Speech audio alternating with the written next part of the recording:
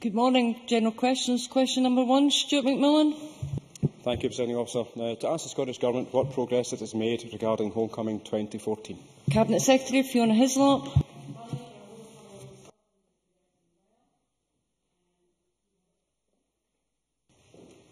Can we have the Cabinet Secretary's mic on?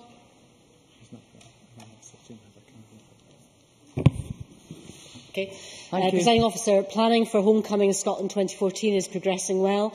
We have already announced that the Scottish Government is providing Visit Scotland with a core budget of £5.5 million to support the year, which will be set around the 5 themes of ancestry, food and drink, and an active, creative and natural Scotland.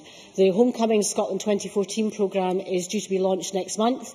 Thereafter, activity will ramp up significantly, boosted by global marketing and PR campaigns led by Visit Scotland. Activity currently taking place to prepare for Homecoming Scotland 2014 includes the following: developing the model for engaging Scotland's communities in the year, exploration of educational aspects linked with Curriculum for Excellence, and the launch of ongoing enhancement of a toolkit to help businesses harness the significant opportunities that the year offers. Stuart McMillan. I thank the Cabinet Secretary for that reply, and I am sure the Cabinet Secretary will agree with me that investment into infrastructure projects can greatly assist our tourism industry, as well as helping local economies become more sustainable. Does the Cabinet Secretary agree with me that the importance of Homecoming 2014 in the current economic climate cannot be underestimated, and that the marine tourism opportunity in the west of Scotland, whether it's in the coast or in areas like Loch Lomond, is a prime example of part of our economy that can actually deliver more? And will she further agree with me that if any additional consequential monies come to this Parliament from Westminster, that due consideration be given to infrastructure and tourism projects in the west of Scotland, which can link in with the year of Homecoming 2014? Cabinet Secretary. I know that the member has been very consistent in arguing for marine infrastructure, particularly in the west of Scotland, and his interest particularly in marine and cruising activity around the Greenock area. I do know that there are discussions going on between Greenock Cruise Terminal and Scottish Enterprise in that regard, but his more general point about the importance of the impact of Homecoming 2014 for businesses is well made. We have carried out a lot of investment, particularly in my portfolio, in terms of the cultural and heritage aspects of what Scotland has to offer, but the impact is extensive, not just in our built heritage, but also in our marine heritage, but importantly in bringing tourists to Scotland and to use our waterways, whether it's in Loch Lomond or indeed in the West Coast. So I'm sure that his request in relation to consequentials has been heard by the relevant Finance Minister, but his point is well made. Question number 2, Gil Patterson. Thanks, Presiding Officer. To ask the Scottish Government how it will deal with the impact of the so-called bedroom tax on housing associations. Minister Margaret Burgess. Thank you. We've been working with a wide range of social landlords and other stakeholders since the UK Government announced its welfare reforms to identify ways to lessen the impacts. We are investing in training and guidance for housing associations to help them deal with the bedroom tax, and we will continue to support housing associations and tenants where we can. But we shouldn't forget the impact on those most affected. This measure has an unfair impact on vulnerable Scottish households. 79% of households affected by the bedroom tax report an adult in the household with a disability.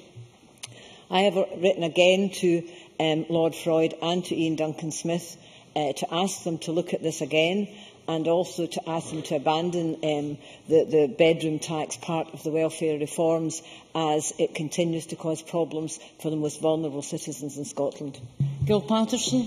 Can I thank the Minister for that answer? The Minister is fully aware that the UK Government's proposals are causing a great deal of confusion among tenants of councils and housing associations, with some people believing that the Scottish Government have the resources to stop the effects of these proposals in Scotland. This despite the cuts that have been made in the Scottish budget. My question is straightforward. Has the Scottish Government got the powers or the resources to stop this happening in Scotland? Minister. This Government is doing what it can within our devolved powers to lessen the impact of the UK's Government's damaging welfare reforms. But the member is right. Welfare budgets are reserved to the Westminster Government, and the welfare reforms are not of our making. Out of our own limited budget, we have already made up the shortfall in council tax benefit, added £9.2 million to the Scottish Welfare Fund, as well as investing £5 million into advice services. We'll continue to consider all reasonable ways to lessen the impact that the reforms, such as the bedroom tax, have on Scottish households and our economy. But the member's correct that these are not of our making, and we're mitigating where we can to lessen the impacts. But the reality of this is more and more the impacts are getting greater and greater. We plug one hole and another one opens up. We cannot, the member is absolutely right, this Scottish Government within its devolved resources does not have the money to mitigate all of the welfare reforms or the bedroom tax. The only way we can get rid of the bedroom tax is persuade, I may finish, the only way we can get rid of the bedroom tax is try to persuade the UK Government, as I have already done again this week, to abandon it, because I think it's recognised throughout this chamber it is not a fair tax in any way. Otherwise, the alternative is to vote yes in the referendum in 2014 and get charge of our own benefit system. Drew Smith. Thank you, Presiding Officer. Can I ask the Minister whether or not the Scottish Government has taken legal advice on the issue of how bedrooms could be defined, and will she issue guidance on this matter? Minister. The Scottish Government is looking at all ways, and we're currently investigating the bedrooms, the size of bedrooms, the reclassification of bedrooms. Landlords are also looking at that, and we'll continue to look at that and report back when we arrive at any conclusion on that. Question 3, David Stewart. To ask the Scottish Government what plans it has to review the number and range of public service obligations for fragile ill services in the Highlands and Islands. Minister Keith Brown. The Scottish Government currently supports 3 public service obligation air services from Glasgow to Campbelltown, Tiree and Barra. We have agreed to pilot a weekend service to Campbelltown from this summer, and this will be included in the new contract for the service. So obviously we keep these services under a general monitoring in normal course of events, but we have no further plans at this time to review the number and range of air services subject to a PSO in the Highlands and Islands. David Stewart. Presiding Officer, the Minister will be well aware that public service obligations are used extensively in France and the Republic of Ireland to sustain air services to remote regions. The iconic beach landing at Barra is a classic example of a fragile, low-capacity route which would never survive the vagaries of the free market. Will the Minister agree to meet me to discuss a wider use of PSOs throughout Scotland? Minister. Of course, I'm willing to meet the member to discuss these issues, but I should say the practice that we follow is the exact same practice as was followed by the previous administration. It's been the case that we do not provide air services within local authority areas. That was the practice of the previous administration. But on the general issue of PSOs, I've already discussed that particular issue which is raised by the member with the local member, Dr Alistair Allen, as well as with the local MP and others, and I'm more than happy to discuss the more general issue with David Stewart. Dave Thompson. Yes, the Minister, I'm sure, will be aware that we have an airstrip on the island of Skye, the Ashig airstrip, and that Highland Council are looking at the moment at the possibility of reintroducing scheduled services from Skye to the Central Belt, to Inverness, to Aberdeen and such like. I just wonder if the Minister has had any discussions with Highland Council in relation to this, and is there any way that the Government can support or assist Highland Council in possibly getting flights back into Skye? Minister. I'm aware of the endeavours of Highland Council in that area, but there's not been a direct approach from the Council. But of course, I'm more than happy to talk to the Council about these issues if they want to make representations. John Scott. Presiding Officer, the Minister is aware of the fragility of air services in the Highlands and Islands and elsewhere, and the impact this may have on public service obligations. Can the Minister tell Parliament what plans he has to introduce an EU-compliant successor scheme to the route development funding in support of fragile air services, and when this will be put in place? Minister. Yes, this has been taken forward by the Deputy First Minister, and I'm happy to provide the member with an update on where we're at with that. But we have been looking at this very seriously, because we think there's a great deal of work we can do in this area. I should say, in relation, though, to local authority services, such as the one mentioned by David Stewart, and just as we mentioned by Margaret Burgess, the Government does not have the resources to continually backfill for the things which the Westminster Government does, just as we don't have the resources to continue to backfill for things which local authorities decide they no longer want to do. We have to live within the means that we have. But I take on board the point that John Scott has made, and I'll provide the information to him that he's looking for. Question 4, Stuart Maxwell. to ask the Scottish Government what information it has on the number of incidents of number plate cloning fraud. Cabinet Secretary Ken McCaskill. The Scottish Government does not hold this information centrally, and it is not possible to disaggregate specific crimes involving number plate cloning from the recorded crime data submitted by the police to the Scottish Government. Stuart Maxwell. Can I thank the Cabinet Secretary for that answer? I have a constituent Cabinet Secretary who was the victim of a crime involving a vehicle that left the scene. Police have been unable to trace the vehicle despite having its number plate, as it seems the number plate was false or cloned. I would be concerned if vehicle number plate cloning was on the rise, enabling criminals to avoid detection for a range of offences and causing innocent motorists to face fines or penalty points that they did not incur. What advice can the Cabinet Secretary offer to victims of number plate cloning, and what action can the Scottish Government take to assist police in cracking down on this problem? Cabinet Secretary. I think the member is right to raise this issue. Number plate theft is a serious matter which should be reported to the appropriate authorities immediately. That's both the police and the DVLA, to minimise the risk of a person receiving fixed penalty notices or being suspected of committing crimes.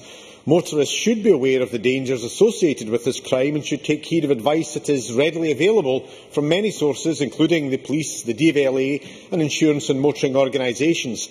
If any member of the public is aware or suspicious of this, or indeed any type of crime happening, they should contact the police or Crime Stoppers.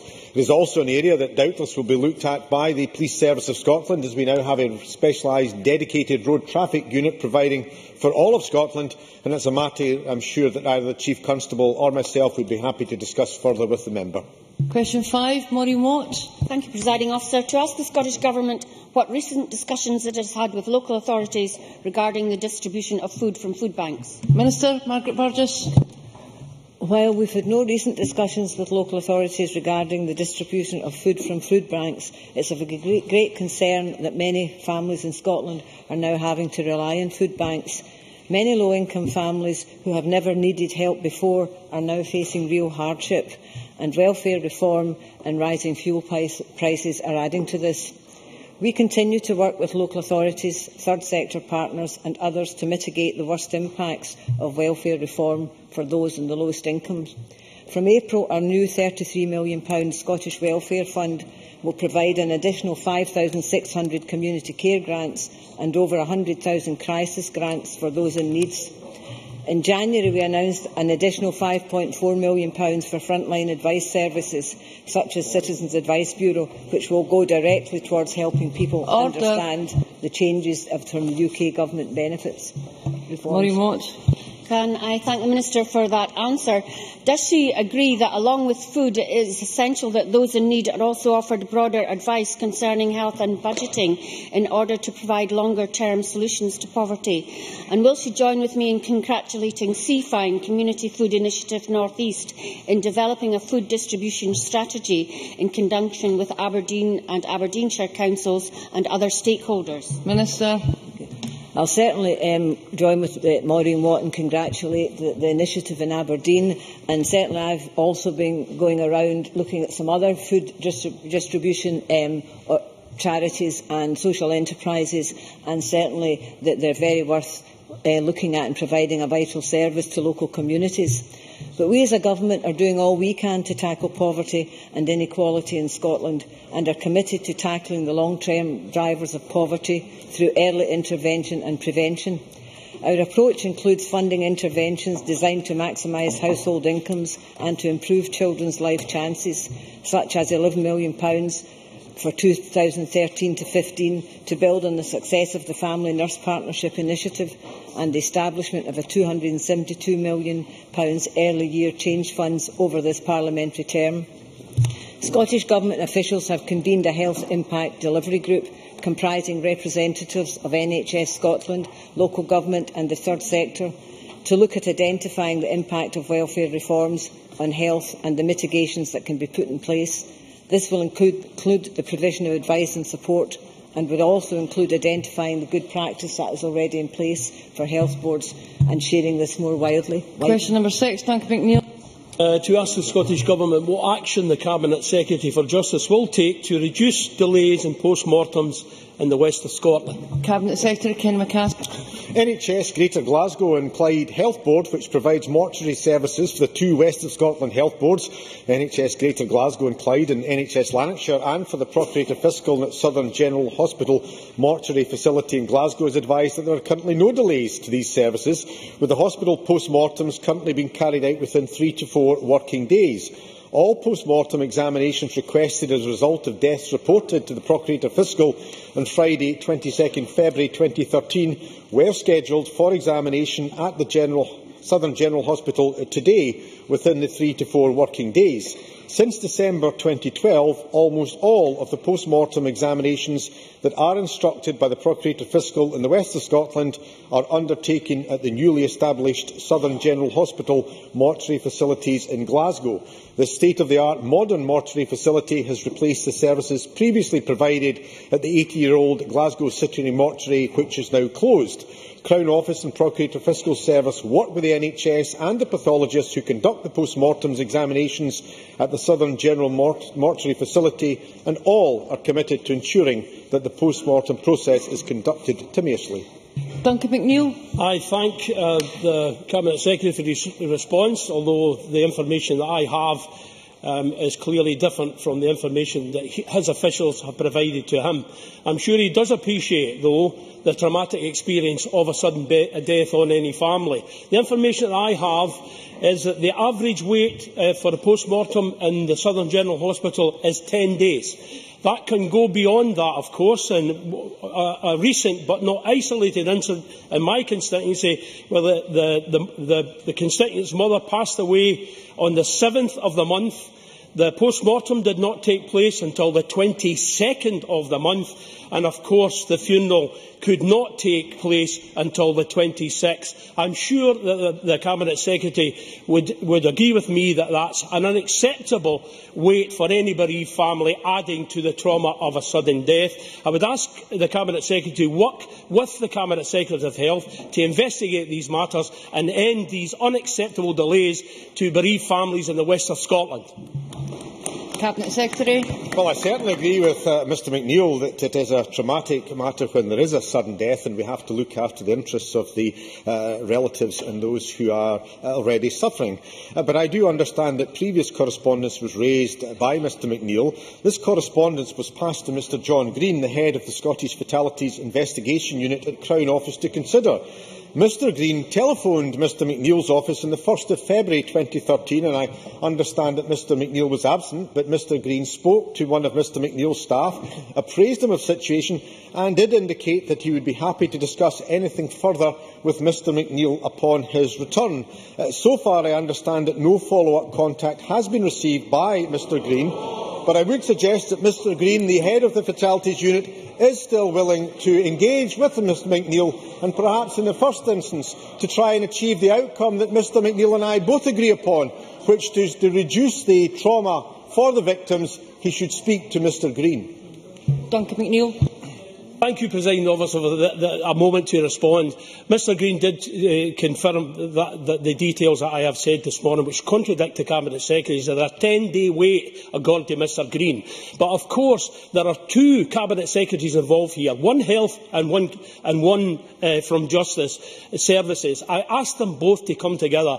I have asked questions since I spoke to Mr Green of the Cabinet Secretary of Health in this chamber. Get together and get it sorted. Cabinet Secretary. Well, the constitutional arrangements for these matters, it's the Crown Office and Procurator Fiscal Service that deals with this matter. That is perfectly appropriate because they are there and challenged to look after the best interests of our communities. They do so in an impartial way, and that is how post-mortems are carried out. I would suggest, therefore, that Mr McNeill should take up the offer from Mr Green, the head of the Fatalities Unit, to discuss this matter. Doubtless, as a government, we are happy to do what we can, and my colleague, the Health Secretary, will be dealing with the particular medical matters. But post-mortems are for the Crown, and Mr McNeill would do well, since the call was put in the 1st of February, perhaps to speak to Mr Green. I'm now moving straight on to First Minister's questions. Question number 1, Joanne Lamont. Thank you very much, Presiding Officer. To ask the First Minister